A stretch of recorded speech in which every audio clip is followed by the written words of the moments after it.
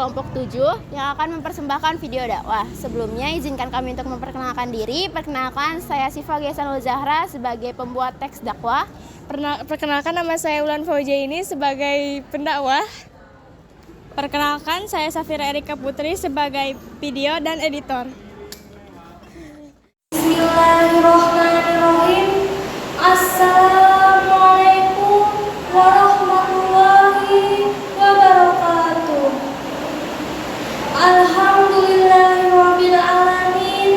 Wassalatu wassalamu ala asrofil anbiya'i wal mursalin Sayyidina wa maulana Muhammadin wa ala alihi wa sahbihi ajma'in. Amma ba'du.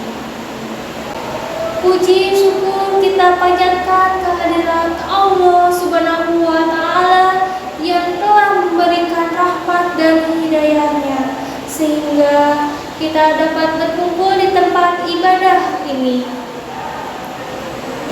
Salawat serta salam semoga senantiasa tercurahkan kepada Rasulullah Muhammad Sallallahu Alaihi Wasallam, keluarga dan sahabat-sahabatnya.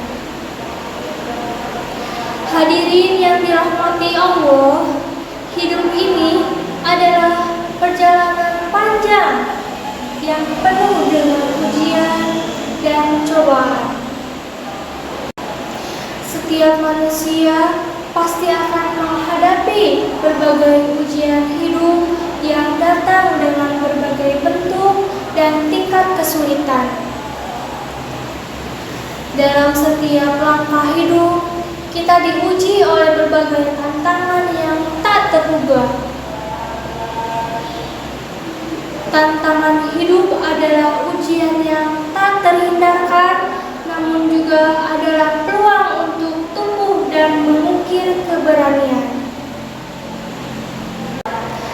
Dalam Islam, ujian hidup dianggap sebagai salah satu cara Allah Subhanahu wa Ta'ala menguji keimanan dan kesabaran manusia. Al-Quran dalam surat Al-Baqarah nomor surat 2 ayat 155 sampai 157. Sabar adalah kunci menghadapi tantangan hidup. Dalam dakwah, seringkali ditekankan bahwa kesabaran membantu kita menjalani ujian dengan hati yang tenang sambil tetap berusaha dan mempercayainya. Sabar juga memperkuat ikatan spiritual dan memberikan kekuatan untuk melewati setiap kesulitan dengan penuh keimanan. Sabar bukanlah tanda kelemahan, tetapi sebuah kekuatan yang membangun. Dalam sabar, kita menemukan ketenangan di tengah badai kehidupan. Karena setiap ujian adalah bagian dari rencana yang lebih besar yang Allah tetapkan. Tips menghadapi berbagai ujian hidup dalam Islam. 1. Tawakal kepada Allah. Salah satu prinsip utama dalam menghadapi ujian hidup dalam Islam adalah tawakal, yaitu kepercayaan dan ketergantungan yang mendalam kepada Allah. Sebagaimana terdapat dalam surat At-Taubah nomor surat 9 ayat 51. Artinya, katakanlah tiada yang akan menimpaku selain dari apa yang telah ditetapkan Allah bagi kami. Dia adalah pelindung kami, maka hanya kepada Allah orang-orang beriman bertawakal. 2. Berdoa dengan tulus. Selalu berdoa kepada Allah dalam setiap langkah yang diambil, memohon petunjuk, kesabaran, dan kekuatan dalam menghadapi ujian hidup.